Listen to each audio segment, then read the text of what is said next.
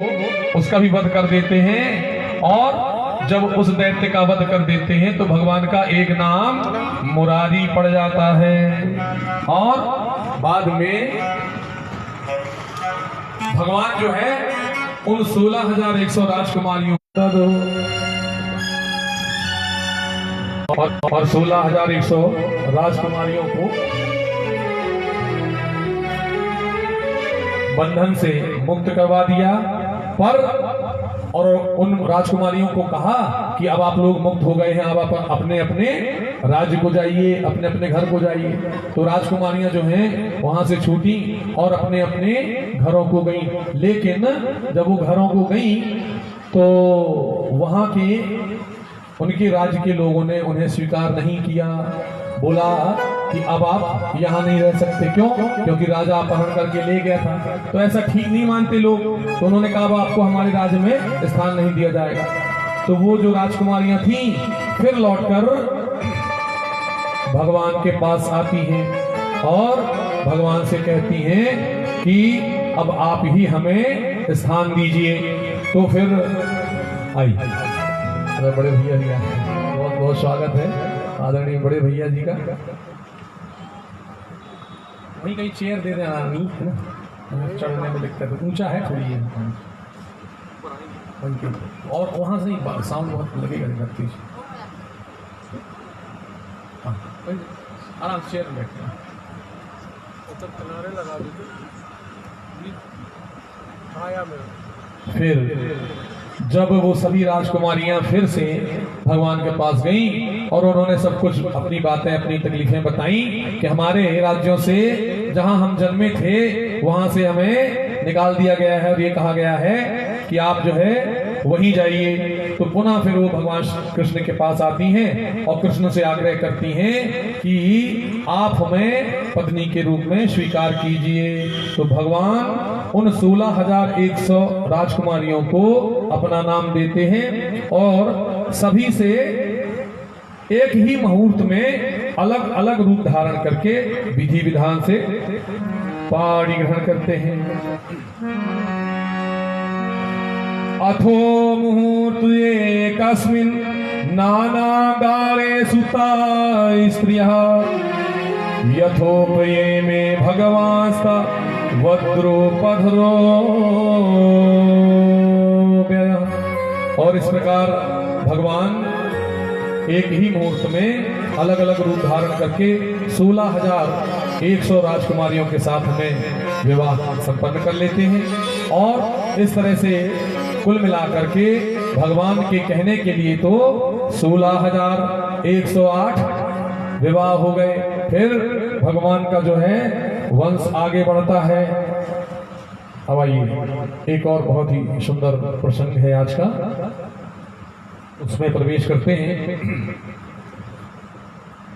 अभी हमने बोल दिया है झांकियों के लिए ना, सुदामा चरित्र प्रसंग सुनकर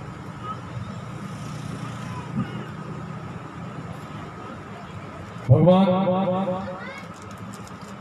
सुखदेव मुनि जी कहते हैं कि हे परीक्षित, एक ब्राह्मण भगवान श्री कृष्ण के परम मित्र थे। एक ब्राह्मण थे, उनका नाम सुदामा था। वो जो थे भगवान कृष्ण के बड़े प्रिय परम मित्र थे। और ये जो है गुरुकुल में सुदामा जी और कृष्ण जो है एक साथ पढ़े लिखे थे। तो चूंकि शिक्षा दीक्षा पूरी होने के बाद जैसा कि सभी लोग अपने अपने स्थितियों के अनुसार अपने घरों में वापस हो जाते हैं, तो बाद में सुदामा और भगवान कृष्ण वापस हुए। सुदामा जी अपने प्रारब्धानुसार जैसा उनका प्रारब्ध था उसके अनुसार उनका विवाह हुआ। लेकिन बाद में बहुत ज्यादा उनके जीवन में दरिद्रता आ गई और दरिद्रता होने के बावजूद भी वो जो ब्राह्मण थे वो परम ब्रह्मज्ञानी थे और विरक्त और शांत जितेंद्रीय थे। और वैसी ही उनकी पत्नी मिल गई और दरिद्रता होने के बावजूद भी वो कोई भी धन संग्रह नहीं करते थे। और उनकी पत्नी भी वैसी ही उस स्वभाव की मिल गई और उनका नाम सुशीला था। कृष्णासीत सखा काश्चित् ब्राह्मणो ब्रह्मावीतमः विरक्त इंद्रियार्थेषु प्रशांतात्मा जितेन्द्रियः यद्रक्षयोपपन्नेन वर्तमानो ग्रहाश्रमी तस्य भार्या कुचेलस्य क्षुच्छामा च तथा विधा। जीवन में चलते चलते बाद में उनके घर में बहुत ज्यादा दरिद्रता आ गई। ऐसी दरिद्रता आ गई कि भोजन के लाले हो गए, अन्न का दाना नहीं रहता था। जो कुछ भी यहाँ वहाँ से भिक्षा में मिल जाता था, उसी से बहुत मुश्किल से भोजन वगैरह हो पाता था। तो उनकी धर्म पत्नी एक दिन कहती हैं सुदामा जी से कि आप बताया करते थे कि आपके गुरुकुल में आपके साथ भगवान कृष्ण पढ़ा करते थे, वो आपके मित्र थे, तो आप ऐसा क्यों नहीं करते कि वो बहुत वैभवशाली और संपन्न हैं, तो आप वहां क्यों नहीं चले जाते, उनसे थोड़ी सा मदद हो जाएगी हम अपने लिए। तो सुदामा जी जो है कहते हैं कि मैं जो है मदद लेने के उद्देश्य से कृष्ण के पास नहीं जा सकता। तो उनकी पत्नी जो है वो कहती है कि मदद लेने के लिए ना सही, ऐसे ही घूमने के उद्देश्य से तो जा सकते हैं। पतिव्रता पतिं प्राह नायता वदने नसा दरिद्रा सीदमाना सा वेपमानाभिगम्य च तमुपैहि महाभाग साधूनां च परायणम् दास्यति द्रविणं भूरि सीदते ते कुटुम्बिने। तो सुदामा जी ने कहा कि मैं मांगने तो नहीं जाऊंगा, क्योंकि मैंने कभी स्वार्थ की मित्रता नहीं की।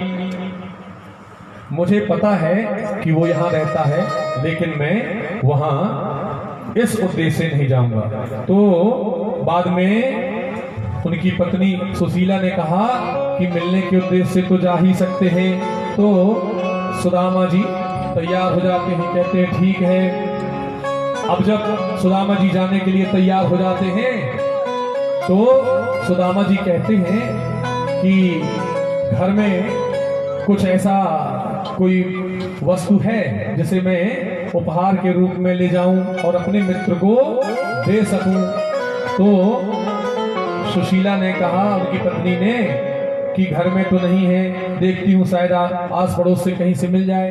तो बेचारी वो पड़ोस में गई और कुछ चावल लेकर आई और पोटली में बांध करके सुदामा जी को दे दिया। सुदामा जी ने उस पोटली को अपने साथ रख लिया और चल पड़े।